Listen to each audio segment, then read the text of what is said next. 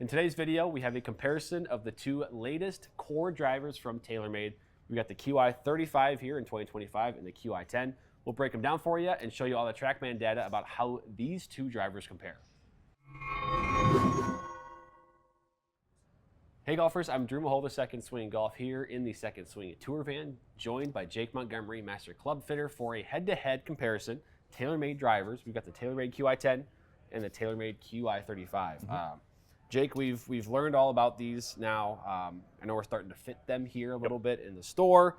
What do you think about kind of what TaylorMade has done going from Qi10 to Qi35? I know there's the introduction of Chromium Carbon. They've changed the coloring a little bit. Yeah. What are your kind of first impressions on what they've done here? Yeah, so I mean, Qi10 last year was a fantastic driver. I would say it's probably the best one that they've had in kind of the carbon era, they like to call it. Okay. That Infinity Carbon crown really let them kind of redistribute the weight down here to kind of adjust launch and spin and all that kind of stuff.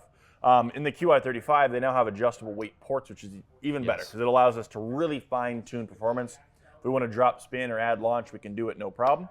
I'm really excited to kind of see how these two drivers compare because Qi10 was so strong this past year. Yeah, I think for this test, we're going to put the heavier weight in the back, as you mentioned on the weight ports here. But there's obviously that adjustability plus the adjustable hosel that they have. Yep.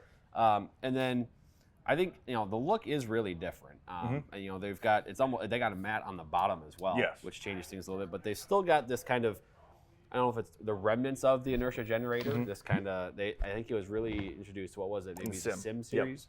Was kind of that shaping back here. Too, but you've seen a lot of other manufacturers shape something like this. Kind of, I don't know if TaylorMade was the first one necessarily to have it, but you see this kind of ridge going towards the back of the driver. Yeah.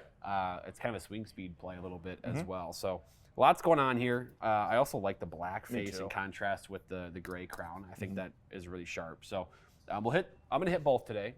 Qi10, Qi35. What shaft do you got me working with here? So we are going to continue with the Kylie Blue 60X, something just a little higher launch. Sure. There's also counterbalance shafts. There's a little more weight in the heat and the butt of the shaft. Got ya. All right. I'm ready to swing. All right, let's do it. All right. Qi10, as we mentioned, it's classy black crown, blue face, which I didn't really love, but I liked it better than the red from Stealth and Stealth 2. But it's a pretty clean looking driver. I think if you're simplistic in what you like to look down at, this is going to be something that you like.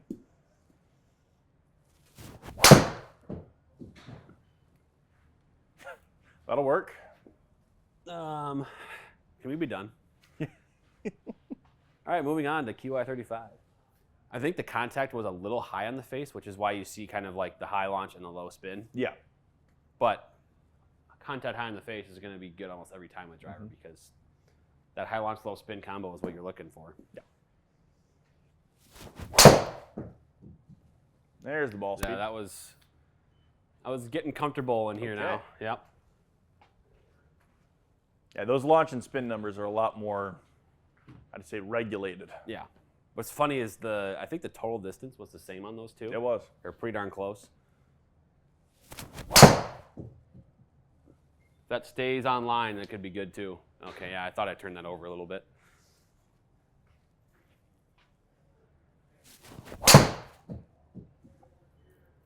Okay. A little cut there. So that was now the low face swing. Is that all Healy? Potentially a little bit, yeah. Yeah, that sounded pretty good. Yeah. Yeah. Yeah. That's about as efficient as it gets.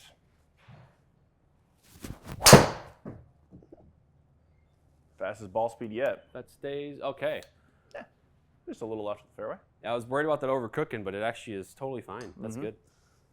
I mean, ball speed out of this was really that's strong. some speed. That's some speed, yeah. Yeah, definitely. Yeah, 169.148 smash. That's really good. You only missed one fairway. Yeah, I just had the one kind of twist left on me, but that's totally fine. I mean, your average launch and spin are exactly what I'm looking for. 12.5, 2100, that is perfect. 148 smash factor.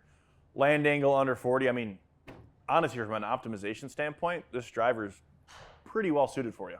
Yeah, I think here's the thing. 4 of the 6 shots I hit, awesome. Like, Yep. Those 4 of those 6 are like perfect. I have one slight miss where I might be in the right rough, and really I hit it low face, punished slightly for it, but like not gonna harm me at all. Yeah.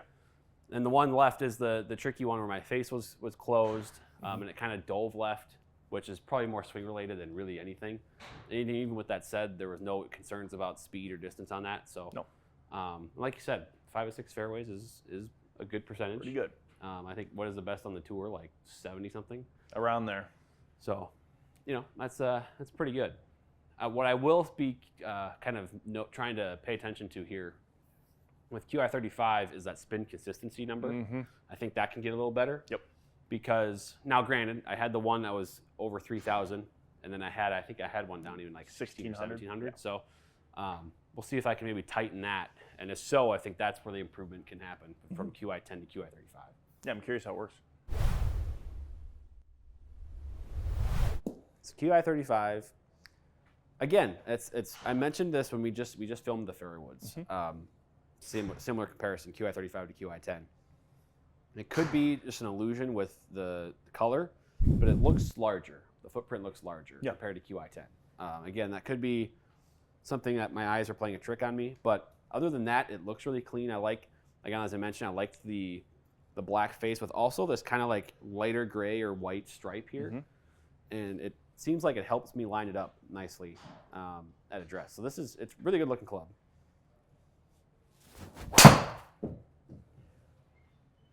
Yeah. Beauty. All right. That feels a little bit softer maybe. Okay.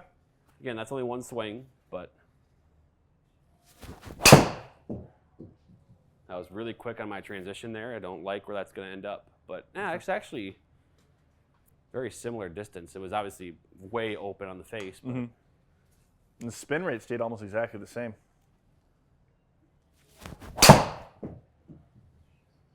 Yeah, that was hit good. That was hit well. Still hovering right around that low 2000 spin.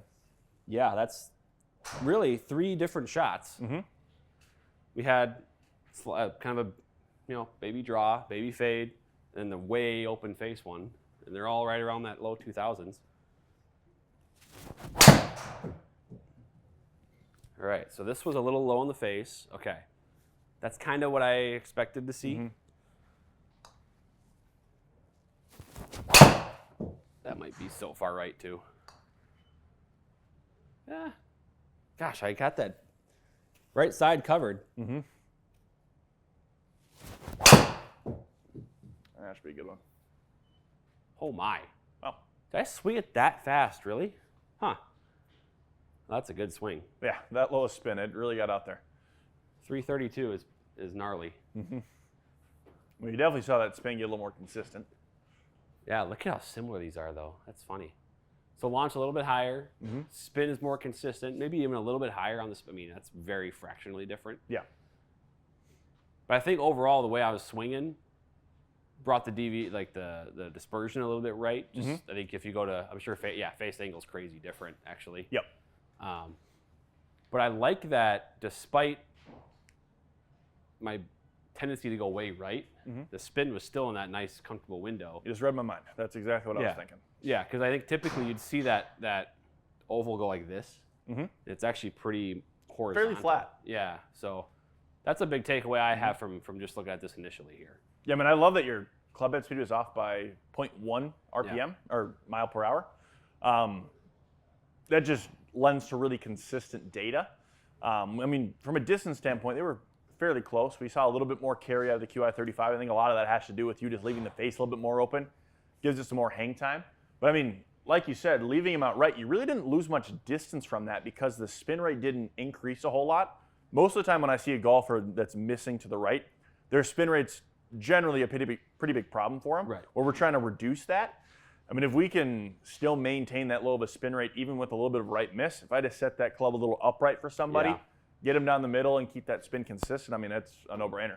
Yeah, I'm sure you're thinking in your brain, in a fitting, if you saw this, you'd probably say, okay, well, you were more consistent with Qi35, but your tendency was to leave the face a little open, so let's kind of cranker closed. Yeah. And then what you'd get is this dispersion would move over a little bit, be more consistent, be a little further. I mean, that seems like the answer here because, again, both are awesome. Like, Yes. I'm getting a ton of efficiency and speed out of them. The ball speed at just under 170 for both of them, 148 smash. So no concerns on like how powerful these are. No. I think just maybe slightly more consistent. Again, even with me not so consistent with my face angle, the spin was very much more consistent with Qi35. Yeah. That's really good stuff. Any other key takeaways you have here? Otherwise, I think, again, this could be slightly different for people in the fitting bay. For sure. Pretty good stuff here, I think. I think TaylorMade's done pretty well with this one. The only other thing I would say is just having that weight adjustability is huge. Because, I mean, let's say we had all the ball speed, the direction was perfect, but the spin was a little too high. You just throw that weight up front and done deal, you're out the door. Yeah, exactly. Yeah, that's something we can maybe test in a future video, too, is how much moving this is it 13 in the back? Yeah, 13 gram weight that's in the back. Yep. Switching that up forward can change spin, launch, and things like that. But sweet, yeah, this is good. I just hit a drive 332 yards, which is good, 304 carry. So I like that. TaylorMade Qi35, you can get fit today in the tour van, or of course we have a selection of Qi10 as well from the previous generation. If you're maybe trying to be budget friendly, save a couple bucks, and still get some good performance there. So Jake, thanks for joining, giving your insight. Great stuff here. No problem. Thanks for swinging.